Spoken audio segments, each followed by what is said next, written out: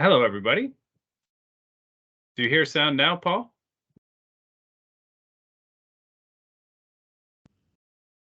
We can hear you. All right, good to know. Thanks, everybody. Welcome. Good morning. Sorry to start us a little late. I had a conflict I just managed to escape from. It's good to see everybody.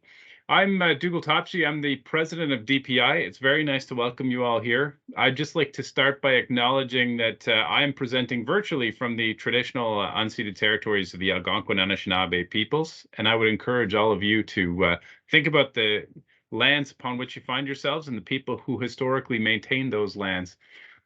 Very nice to have you here. I'm proud to say this is the 60th anniversary of DPI. We're a volunteer public sector digital organization. We have over 6,000 affiliates, and we're very excited that this is our 60th year in operation. We are coming up on the Professional Development Week of 2023 in May. It'll be on the 10th to the 12th of May. We already have 17 organizations that have picked up enterprise passes. I'm just noticing in the chat that Anne-Sophie is having trouble hearing, but is that a unique problem? Could I get maybe some thumbs up or comments in the chat? Oh, okay. Merci, Anne-Sophie. So without further ado, let me just say a couple of quick housekeeping notes about today's session. We'd love to hear from everybody. As you can see, the chat feature is available if you'd like to post questions in the chat.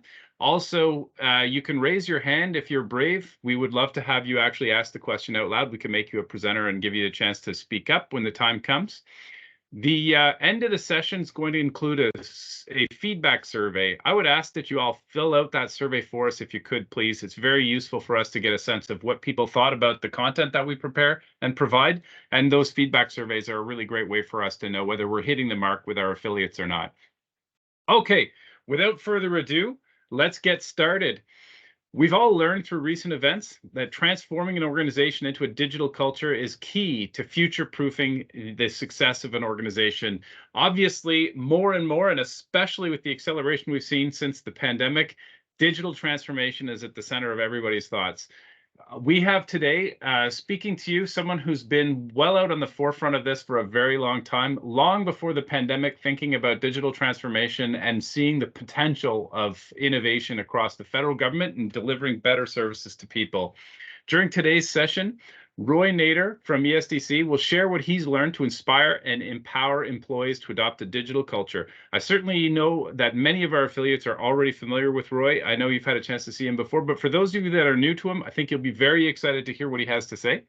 When Roy joined the government in the BC region in 2005, it was clear to him right away that there's a need to digitally upskill government employees. He started a program, Clicks and Tips, which is a Government of Canada community of practice. It's expanded to over 13,000 members from over 100 government departments across Canada. Not that we're keeping score, but that's somehow quite a bit more than DPI has. I don't know how you've more than doubled our affiliates. Hopefully we can leverage your connections to increase the number of affiliates we have in DPI. Through storytelling and strategic engagement, Roy demonstrated better ways to leverage new and existing tools to improve processes and divert resources from clerical workflow into strategy. I think we can all appreciate the main goal here. It's not to replace public servants, but it's to give public servants tools that make them more effective and give them the chance to focus on the value-added work that they can do and not mundane, repetitive tasks. Very, very important work. Roy has delivered over 100 successful webinars while also training over 10,000 GC employees on digital tools and platforms. Please join me in welcoming today's speaker, Roy Nader. Over to you, Roy. Thank you so much, Dougal, and pleasure meeting you. First, I would like to congratulate you, your team, and DPI on 60 years of volunteering in Mosi. That is an amazing achievement.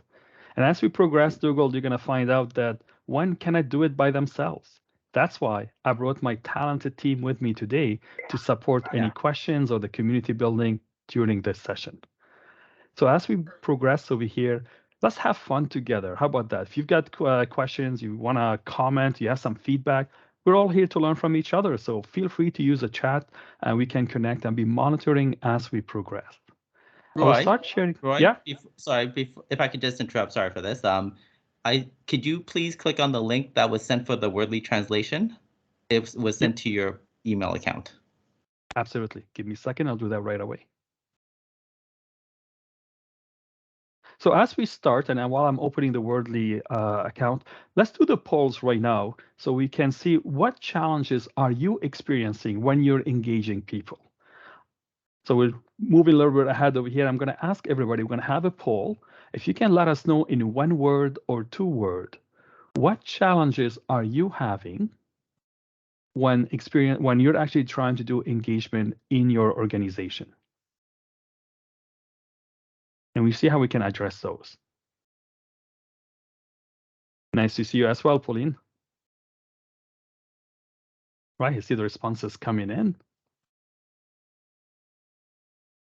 People is a big factor. They could be with you and you want them to be on your side. Competing priorities, especially post-pandemic, I have found this has been more challenging than ever. Timing is everything. For anybody who said it, I can't say that enough.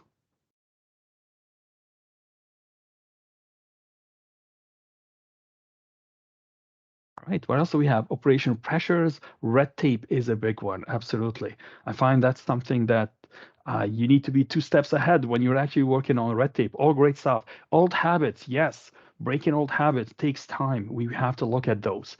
And as I'm doing this, I just want to confirm that Wordly is working right now. Can get a confirmation, verbal confirmation. That'd be wonderful. Competing priorities, red tape, orphan projects, yes. Staffing workload or staffing by itself, finding talented people. I got somebody who says change resistance in the chat. Absolutely. A lot of great stuff. Everything, as you can see, as we're moving forward, we all have the same pressures and the challenges we're having. So I'm going to go ahead right now and share the PowerPoint with you to start the presentation.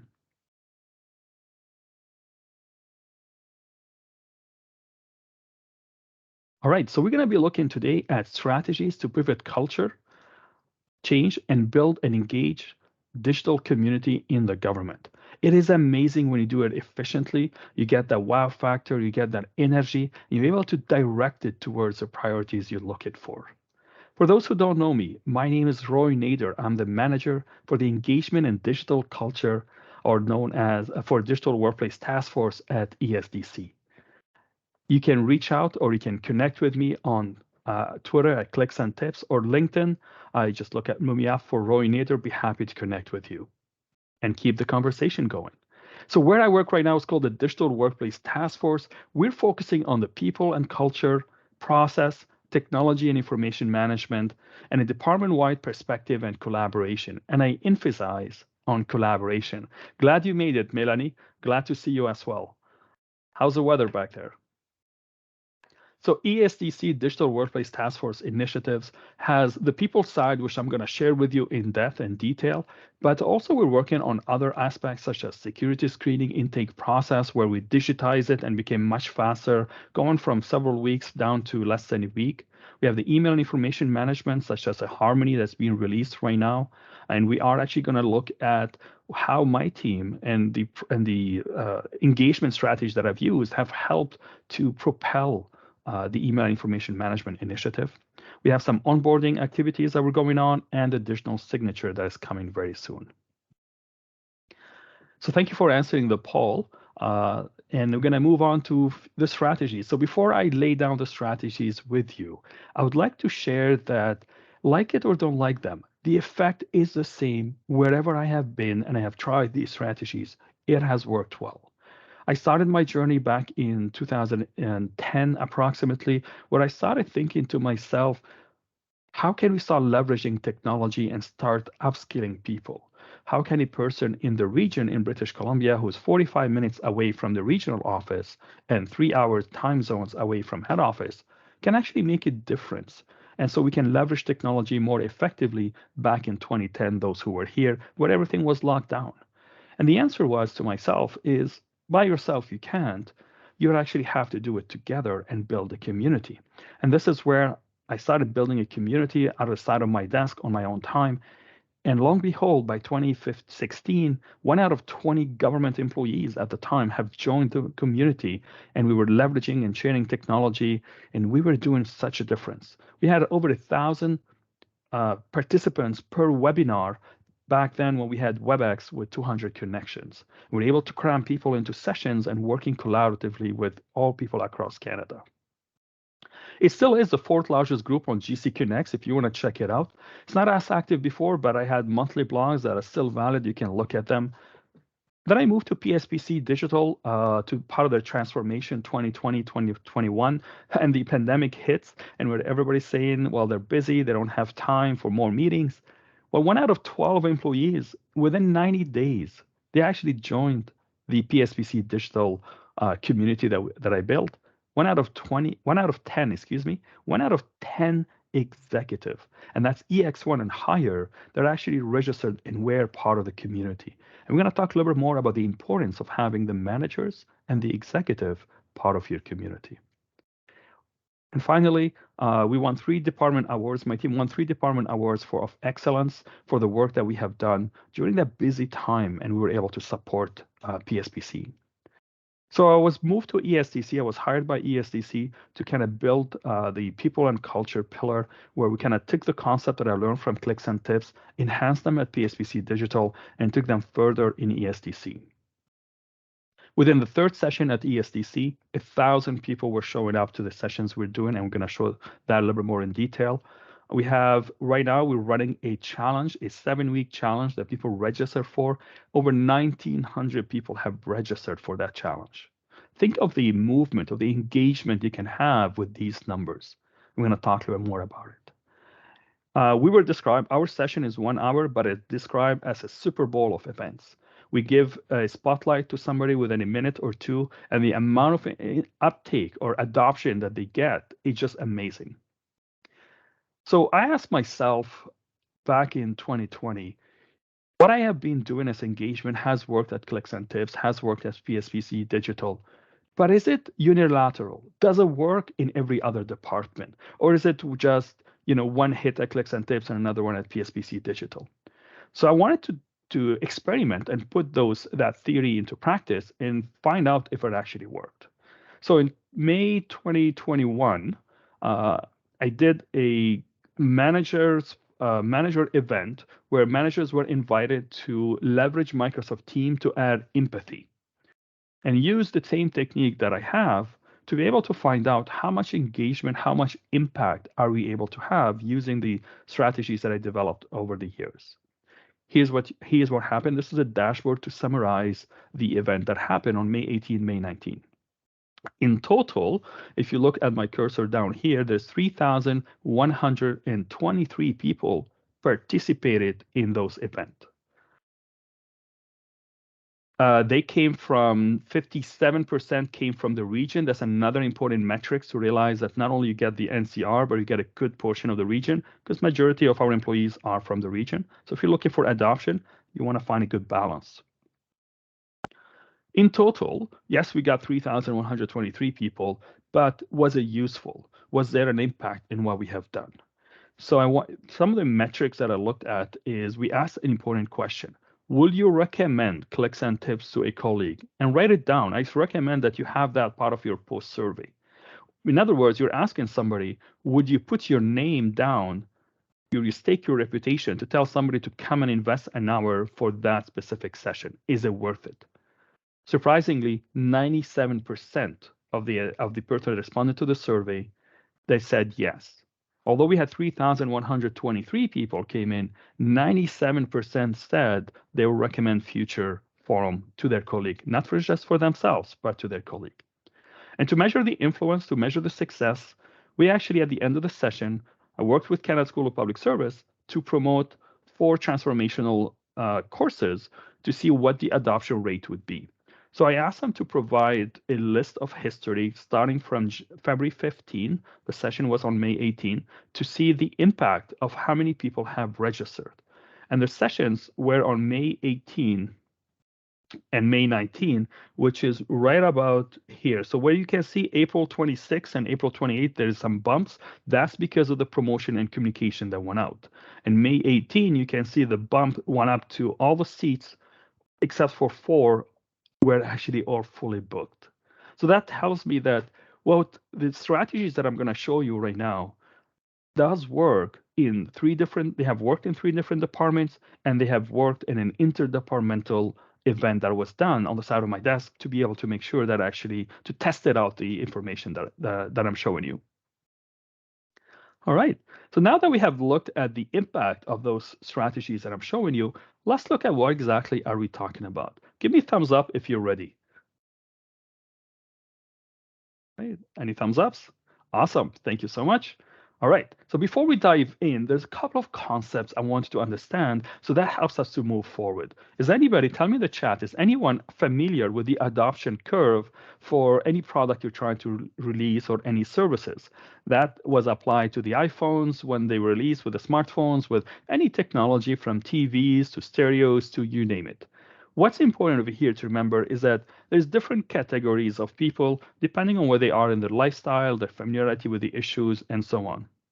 A little bit familiar, Judy Christine. All right, so let's look at, you've got the innovators. Those are the people that look for shiny stuff all the time. The ones that will buy the newest iPhones, will line up for it, will always have the newest gadget talking about it, but they don't really translate that into business sense. So they, although they have the right approach, they're not necessarily the people you can rely on as much, because they will look for the next shiny thing quickly, and they will not stick with you in the progress and along the line.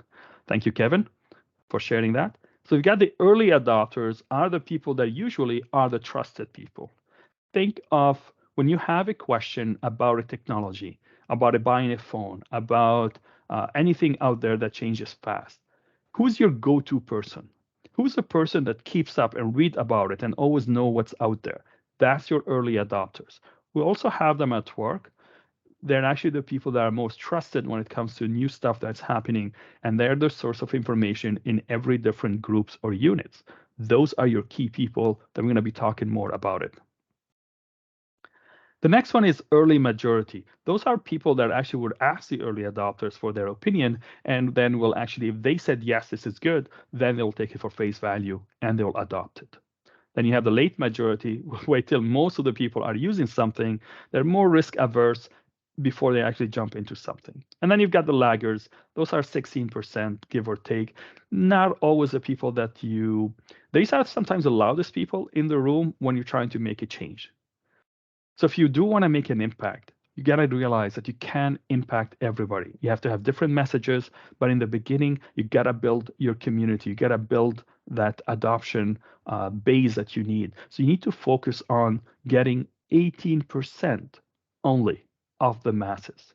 You hit 18%, you actually have the masses following.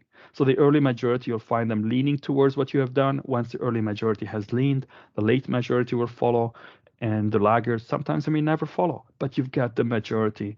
And with the change you're trying to impact, the culture change becomes the norm if you hit the 18%. So the focus you're looking for, your strategy, you want to focus on that 18% that compose mainly of the early adopters. Are we good so far? Let me know in the chat what you think about the 18%. Is it something you have adopted before? Excellent. So here's the strategy, our foundation of what we have done and everything I have done so far. I don't come up with shiny placemats to show you the strategy. Really focus on people. If you want change, then you need people to change. And what I've learned over time is that timing is important, as somebody said. So you want to have, your strategy should be based on getting people to want to change. Let me repeat that, because that's important to remember. You want to focus on getting people to want to change rather than getting them to change. Getting them to change is much harder, but getting them to want to change is even much harder. And you can do that, and it's been done. And this is part of anybody who has taken the ProSci certificate in change management, or you look at ADKAR. Can everybody tell me in the chat what ADKAR stands for? The A stands for awareness. D stands for, thank you, Christina. D stands for desire, absolutely, Christina. The K stands for knowledge, thank you, Mark. The other A stands for not action, ability, correct, Mark? And the last one is the R, which is most of the time we forget about when we're doing change management or anything, is reinforcement. That's a key one. That's why you go back to smoking again, or you don't keep going to the gym, because you need that reinforcement. But out of the ADKAR, which one do you think is the hardest one to achieve? Thank you, Julie Christine. Well summarized. So out of what Julie Christine just put in the chat, which is the ADKAR, which one do you think is the hardest one to achieve? I'll give you a moment to think about that. Let me know in the chat. You guys got it right. It is desire, because awareness is easy. You write a blog. Knowledge, you give training. Ability, you give coaching or something else. The art is reinforcement. You find other ways to reinforcement. You instigate that as a change management lead. But the desire has to come within. And hence the sentence, you want to get people to want to change. Love that, Abe, the desire. You have a song out of it. So here's my strategy. When I'm building up things, when I'm developing things, I think of how do I inspire people? How do I inspire them to want to change? How do I empower them to make the change? And how do I get them to transform the organization with the change they have done? Let me repeat that for you. How do I inspire them to want to change? How do I empower them to make the change stick mostly? And finally, once I got them to change, how do I get them to transform the organization with the change that they have developed or able to do right now? So it's not about me, it's about them. It's about me supporting them, getting them to be the change, be the ambassador, be the sponsor, and be able to replicate that in their unit. Now, in my field, I work on digital transformation and digital culture.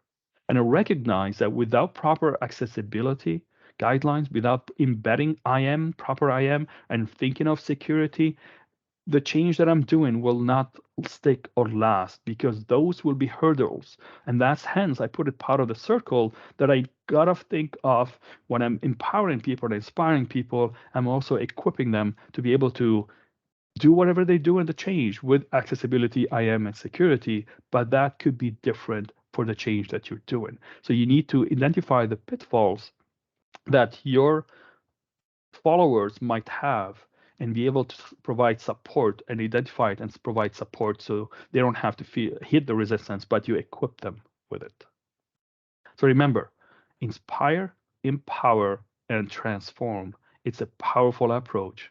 And the numbers that I've shown you speaks volume to that approach.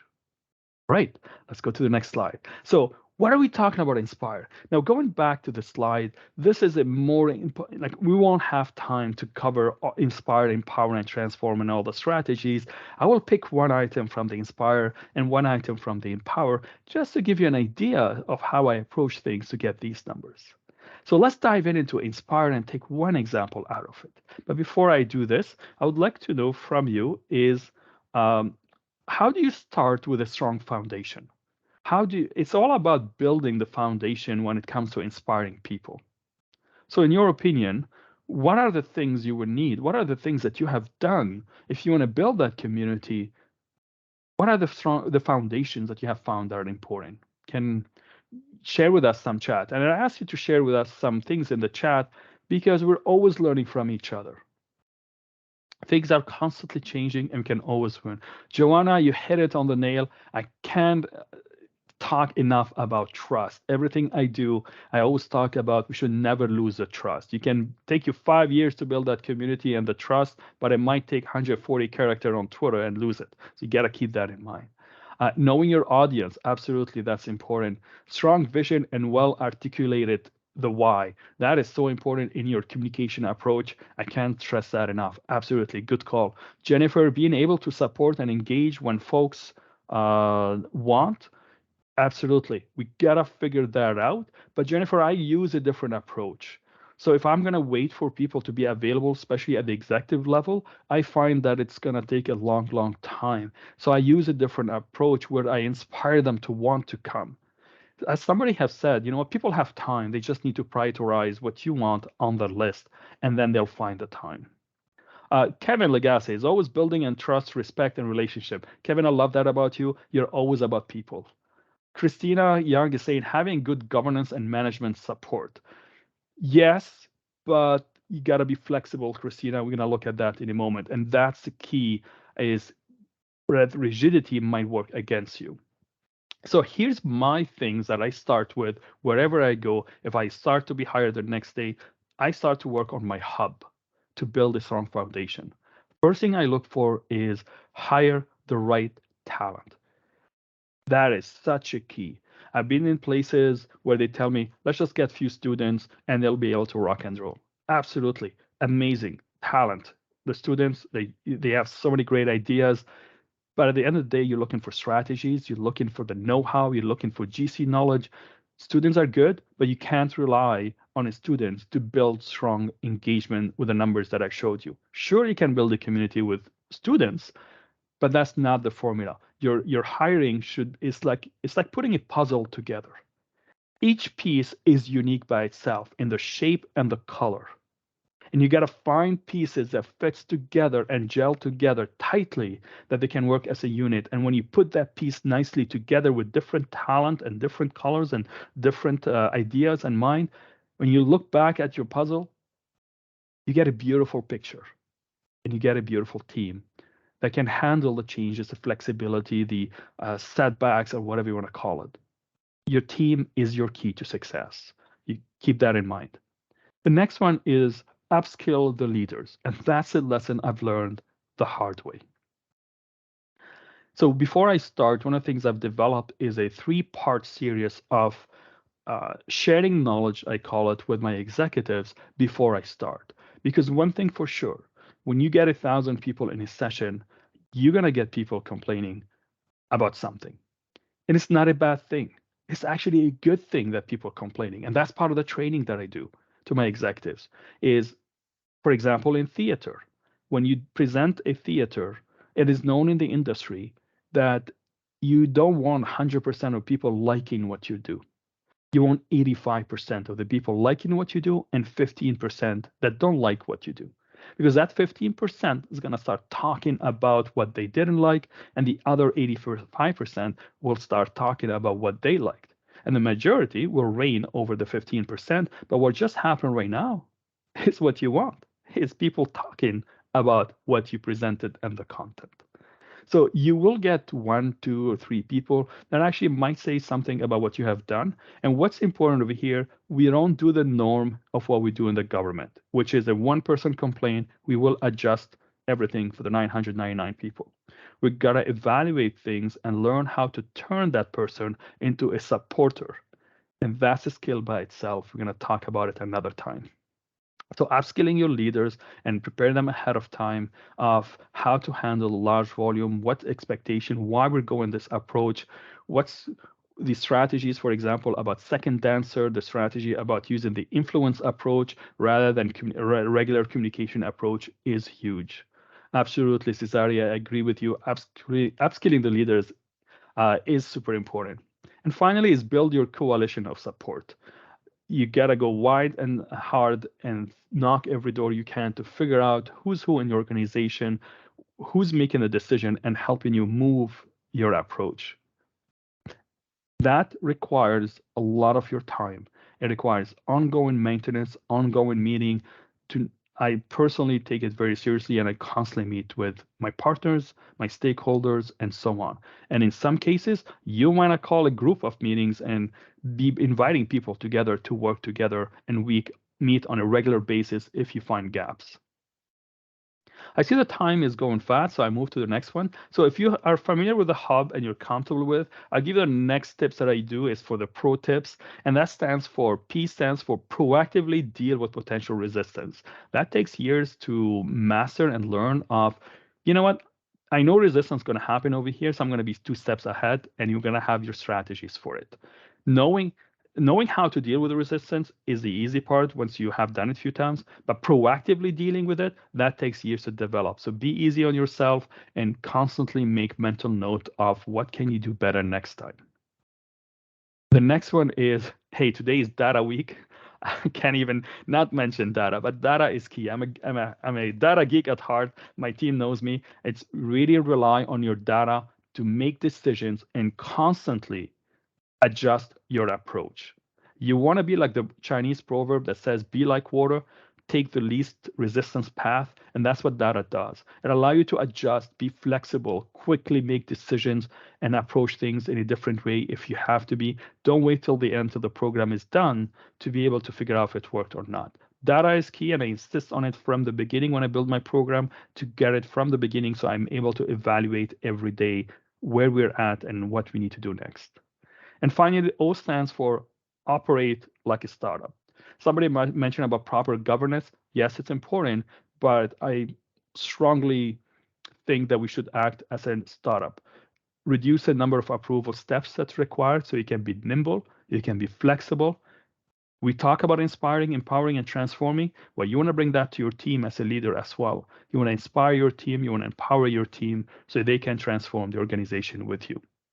So operating like a startup is key in order to get these numbers, because when you've got 1,000 people coming to a session, 1,900 plus people signing up to a challenge you're doing, just think of the number of emails that are coming in, of adjustments you have to make to the programs and so on. It's quite extensive. All right. So measuring is important. Measuring success is even more important, but getting the right metrics is super important. So we talk a lot about KPI and what is success in cultural change.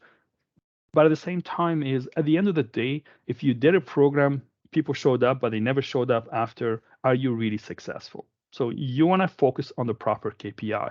And I saw this on LinkedIn that says, keep people interested, keep people informed when you're actually doing your KPI, keep people involved. Ask them questions. It's in the community, like we're doing right now. We're asking you to share and connect and share your expertise with us. So get you involved in what we're doing. Thank you for the applause and thumbs up. It actually helps. And that's what involvement looks like. Keep people inspired. And I can't say that strong enough. We're all about inspiration. Inspiring people is not easy. It takes time to think about. It takes a lot of energy. But if you build your concept on inspiring people, they will come back. They'll be your advocates. They will help you.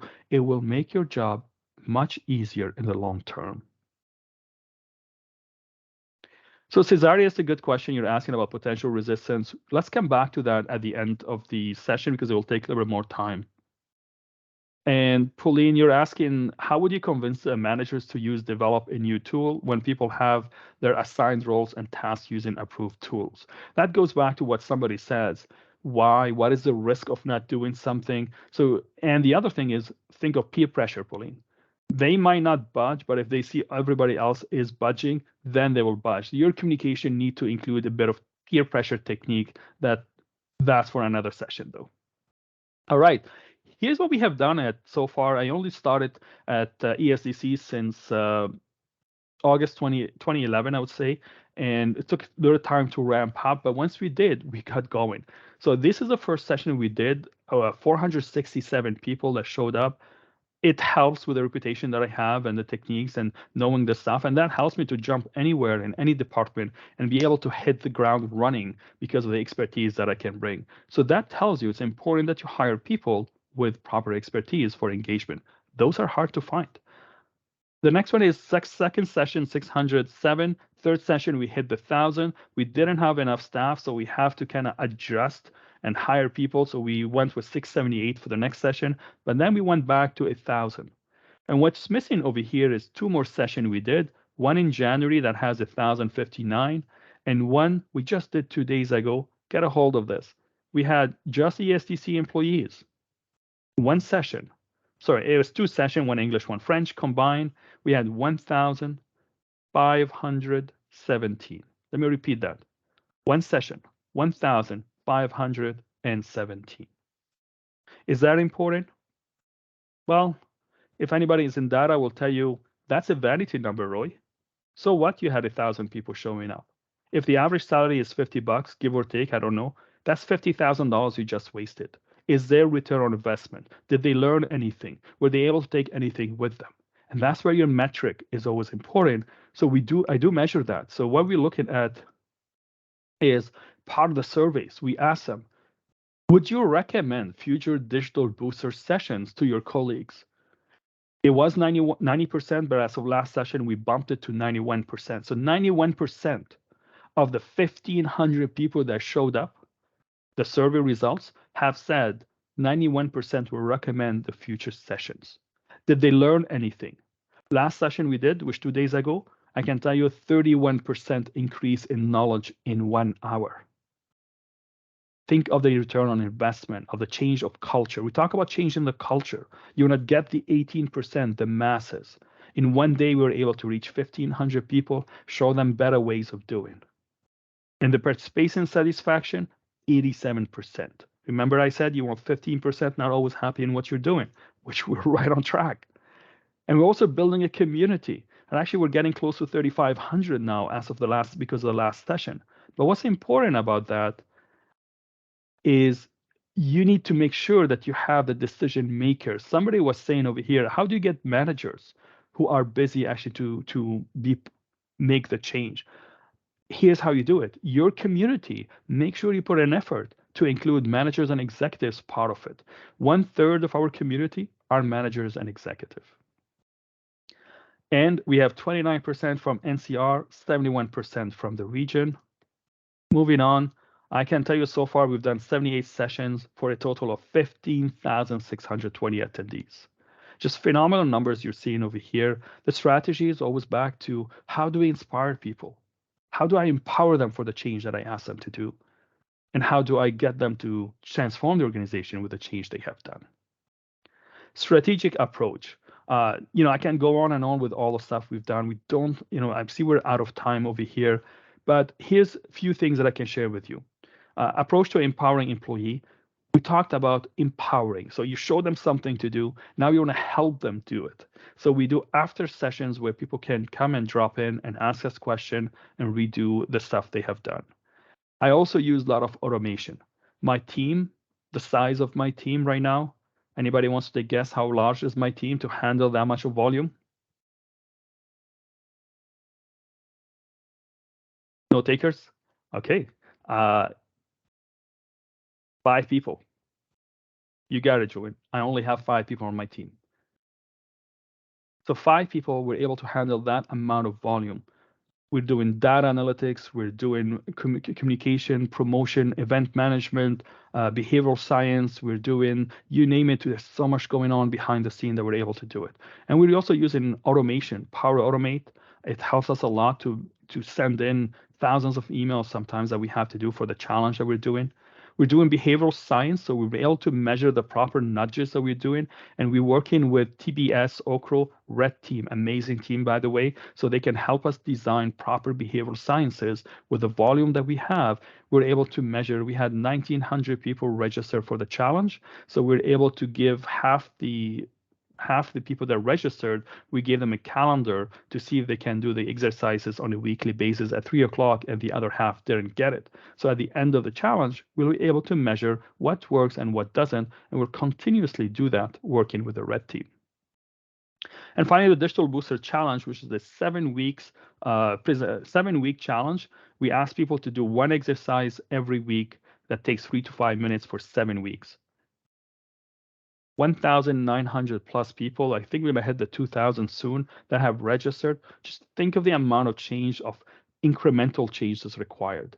When you're looking at behavioral change, a 1-hour session is not enough to make that change. You got to complement it with projects, initiative that takes it for a longer period of time so you can see the change over time and keep reminding people.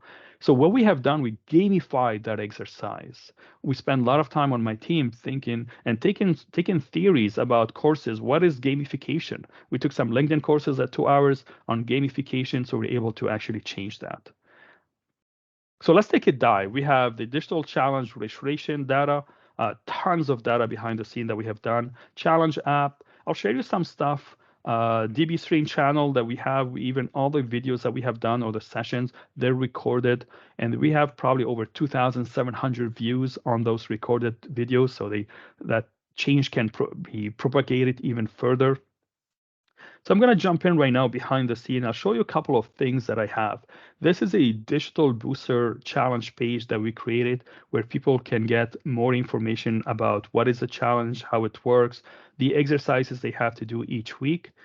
Takes 15 minutes. And when they want to do it, they actually will go to a forms, and I'll show you that quickly.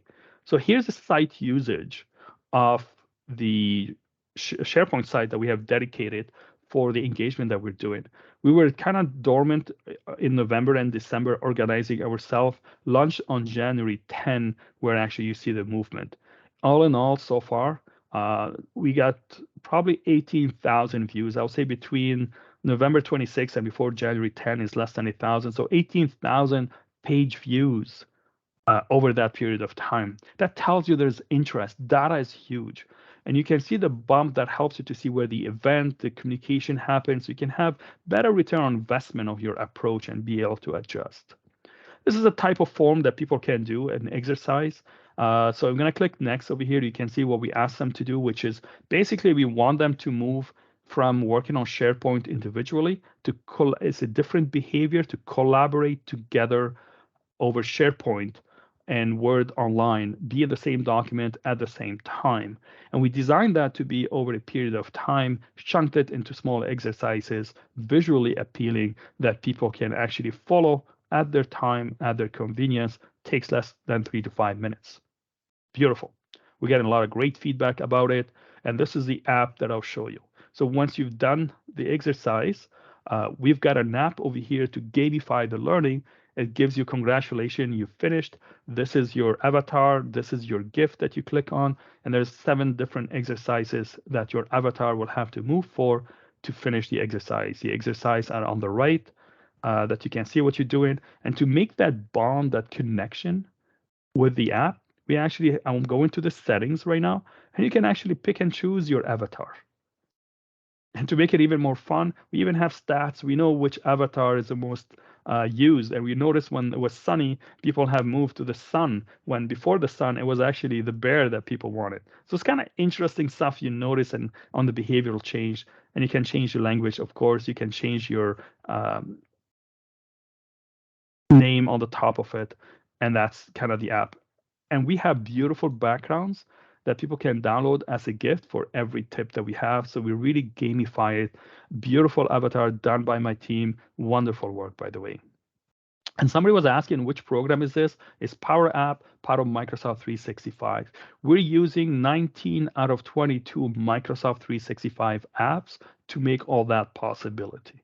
Not a pitch for Microsoft. I'm just letting you know that you gotta find new tools. You gotta change yourself to get others to change. Okay, so some stats. We said we have 1,916 people that signed up so far, and look, 1920 now. Look at the stats. I know how many managers, employees right from here. We know how many, from which department they're coming. We know where they live, which province. And if I scroll down, we ask some questions about what's their knowledge with SharePoint, what's their knowledge with Teams and collaborating online, what's their knowledge with the Harmony program. And that gives me the pre-base before the program. And at the end of the program, which is going to happen by April, we'll have a survey at the end, and we'll ask them questions again. Were we able to move the needle? That's what we're trying to measure. So that's going to be wonderful. You'll have to come back. We'll have another presentation to find out where is this successful. With 1,920 people signed up, what was the success rate? Where did it work? Which field do we affect more? Like if we're looking at executive, we have 48. How many of them finished? And those who finished, why were they able to finish? And those who didn't, why weren't they able to finish? So there's all these questions we can ask, and that helps you to figure out how to change the culture in every department with the data and behavioral aspect, but you gotta have the masses at the end of the day. So when I say we have 1,000 people, it's not the fact that we have 1,000 people that I'm happy about. It's the fact that now I can map out the data and I'm able to see who are the repeated people that keep coming back. That tells me those people are ready for change and they want more. And I'm figured out also in the organization chart, where is the silence? Because that might require more work from my end. But I also want to identify the leaders that actually are innovative. So if I see a lot of people under one person, under one leader that are coming for the change, most likely that leader is making a difference. And that's somebody you probably want to work for and be your sponsor and be able to move forward. That's what 1,000 people means, not kudos on the back, we got it great. It means it gives me the information that I need to evaluate effectively how I'm going to make the change and shift that culture that I'm looking for. Okay, I think we're getting to the end of the presentation over here. Just a summary of stats. We were at 13,000. We got 13,000 SharePoint view in 30 days. We're at 18,000 now. We have over 1,000 participants, but on Tuesday we had 17. 17,500 digital booster participants for all the sessions we've done. 91% average recommend the future digital booster sessions. Not only we're getting the number, but we're getting the impact and the influence. When you have a challenge and 1,900 people, almost 1 out of 20 employees have registered, that helps to change the culture because it's over time. 2,700 videos views on stream channels, 3,500 employees part of the community, and we even open up to people outside of ESDC if you'd like to join us. My thing and what I've learned over time is together we change culture. Alone, you're just creating noises. You're trying to get people to change, but you just bother them. But when you get a lot of people to line up and work together and create a movement, create that energy, you gotta create that energy like a Jedi. You create the energy and then you be able to divert it to where you want that energy. That is huge. Once you understand that concept, you realize I've taken many change management courses or other way to change culture courses, but when I applied them, I wasn't able to get those effects. It took me 12 years to learn what I'm showing you today, and I'm handing it to you on a silver plate. Actually, I'll even make you I'll make a bet that everything I'm showing you today, you can take my team and parachute it anywhere, and we'll be able to get the same results in no time in any government settings. All right, so I'll invite you to join us. If you'd like to learn about what we're doing, you can sign up to the Digital Workplace Task Force. We do communicate with people outside of ESDC. We have many sessions we have opened up to people outside of ESDC as well. In fact, there's nothing stopping us right now with automation to flip a switch and be able to serve 400,000 government employees. Automation is amazing. Let's start looking at questions. So I'm going to call in Christina right now. If you can help me with the questions, what are the burning questions that people have? Yes, Roy, thank you so much for your presentation. It's great. We have a few questions here. Let's go with Pauline first. Pauline asked, how would one convince the manager to use or develop a new tool, etc., when people have their assigned roles and tasks using the approved tools, right? And then she also mentioned about perhaps we can start a pilot outside of work and present it. And she also recalled at the PSPC where she works, they used to have a Lion's Den competition on the new ideas, and then the winners will get to implement their pitch. So any take on this, on any comments? Christina, change takes time. You can't expect to go to somebody and expect them to drop everything and change. That's where, when I talked about the hub and you want to build those relationships, some relationship takes me over a year to be able to get to somebody to want to be listen to what we're saying. You got to invest the time. If you're looking at culture change, it's not overnight. You're looking at least 3 to 5 years to have significant impact. Unless you hire my team, we can do it for less time. But at the end of the day, you got to realize that when you knock somebody's door, prepare yourself, do your research. What's in it for them? What is their personal interest, the desire that they want to change? Are they ready to change? Somebody mentioned timing. So there's all these aspects. You got to do your homework. You got to give it time. You got to build that relationship. It's about people first. I hope that helps. That's great. Awesome. So we'll turn to the next questions by Cesare. He mentioned about, okay, so you already mentioned a little bit, but he asked, hey, could you mention how to identify potential resistance? What are some sources of this insight, and how can resistance be discovered? What a great question, Christina. I can tell you, as soon as I'm hired, the first thing I do, I'm block booking my calendar, and I'm telling my executives I'm off meetings for 3 or 4 weeks. And I'm probably knocking every door that I can think of just to meet with the manager, the team, and everybody else.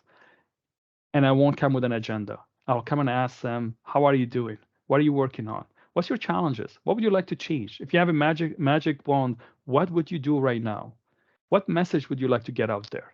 That gives me a bit of intel about their desires, but also be able to listen to the words they're choosing, not just a message, but the wording they're choosing.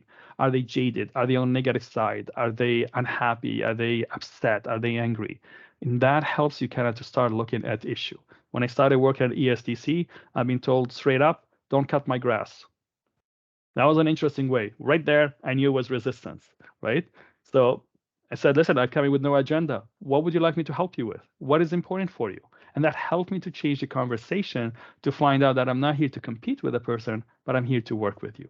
Mind you, I met some people, it took me up to a year to get more cozy and warmed up and be able to collaborate. Patience is important, and timing, as somebody said. Well said, well said. So we have another question here. So now it's more focusing on, because you mentioned a lot about change. So because there's some resistance and whatnot. So I'm just going to see this question. Paul has a question. Have you done anything that deals with workplace wellness? Not directly, but wellness is important for everybody. You know what? When you look at our surveys, it is so inspiring to me and to my team to see that the words that we get in the survey are emotionally driven. We get stuff like, I like the digital boosters. That would be factual. What we get is, I love, with capital love, digital boosters. That there to create an emotion or reactions with somebody. And when you get stuff like, you just made my work day. I get so inspired to come to work when you guys have your presentation, because it's about how we make them feel at the end of the session. So we might not be with mental health, but I have worked at PSPC with different people and supported them with their mental health to be able to get that feeling. So what I'm showing you over here today, although I apply it to digital culture, it could be applied to any culture change that you're looking for. Be it better leaders on the managers community, or be it in mental health within the organization, be it an inclusive culture. Those concepts don't change because they're about people at the end of the day and how we make them feel. That is important. Well said, well said. So I have a couple more here that we previously gathered. Yeah, this is a really good one. So Roy, have you encountered any major challenges, roadblocks, in all of your wonderful initiatives? and how do you deal with them? Really, you're sharing us a lot of success stories, but you must, hit some bumps and bruises, right? Oh, no, Christina. We actually make a plan and everything goes as planned. We never have any problems. And if you believe that, good luck. No, seriously, problems, major ones, I'll say 1 or 2 per week. Major ones. An example of that, we were launching the Power App on Monday. Friday at 12 o'clock at noon, I got a call and saying, Houston, we have a problem. It won't launch. It won't work for people. We were ready to launch on Monday. We promise everything is out and running. So it's all about, one of my best mentors have taught me, a successful person is a person that turns a disadvantage into an advantage. Took me a while to think about that, because what I realized from neuroscience perspective, if you go into the negative side, your mind is shifting to negativity and going into that rabbit hole. Especially as a manager who's inspiring people, you want to stay positive, you want to stay on the positive side, and that helps you to work with your team for a better approach and turning things around. There's so many ways, so many examples that I can think of, and I'm looking at the time right now. It's really train yourself, I would say, to find ways to keep moving forward. Be like water, least path resistance. Many times I want to do a program and I have it all written, ready to press send, and it is a roadblock. So I take a step back, find a way, and keep it moving. The success of the cultural change is to continuously have small wins and keep moving those. When people see you having small wins time over time, you build that trust that was mentioned before, and they'll start buying into what you have. So focus on those wins. All right, excellent, excellent. Looking at the time here, yes, we're running a little bit behind. So do go. Here's your time. Thanks, Christina. Just making sure that I'm audible again and visible. Yeah, thanks very much, Roy. Unfortunately, we are time limited, and so we can't kind of keep going. But obviously, you could tell from the chat how enthusiastically your presentation was received. I really appreciate it too. I've had the chance to see you speak before. It's always impressive, and I just hope that it catches on. The more people who see this, the more common the approach that you take is going to be, and maybe we can, like you say, reinforce these behaviors and make them stick across the entire federal government. So I just want to say thanks to all of our affiliates who joined today. One more plug for our feedback survey. If you could, you'll see the QR code there on the screen. Please do fill it out. It's very useful to us. It helps us to set the program for the entire year. If you could fill it out, we would very much appreciate it. If you enjoyed this event, be on the lookout for our next event. Please do register. It's going to be hybrid, so we should have an in-person side in the Shaw Center. Those of you that haven't had the chance to do that yet, I encourage you to get back now that we're getting more used to being back in the office. It's a good idea to kind of come out in person and see everybody again. Always nice to find out where how tall the colleagues you've been collaborating with on Teams are. That's to me the biggest, the most fun is watching people connect for the first time and realize that people are shorter or taller than they anticipated. On March 28th, our seminar is going to be how to talk tech with non-techie people and be understood. I think it's that second part that's the most important. So how can you get your colleagues who maybe aren't as techie to understand what you're talking about? It should be great. I encourage you all to join us in person. And of course, if you can't, it will be hybrid, so you're welcome to join us online instead. The recording of this presentation and most of our presentations are available on the DPI website through your affiliate account. If you want to share it with someone who wasn't able to make it, please do share the link. One last time, thanks to Roy and thanks to all of you. Enjoy the rest of your day. Take care, everybody. Thanks, everybody. It's been a pleasure.